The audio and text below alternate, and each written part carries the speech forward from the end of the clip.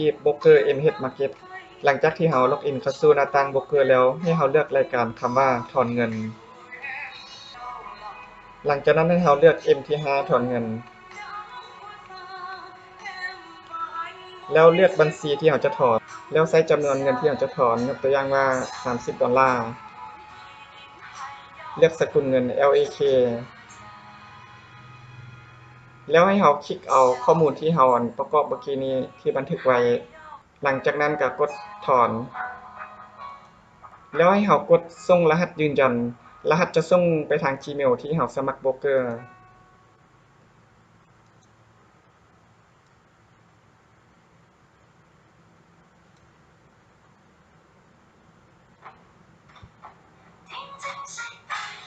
หลังจากนั้นรอรหัสส่งมาทาง Gmail แล้วคัดลอกเอาเลขรหัสมาวางใส่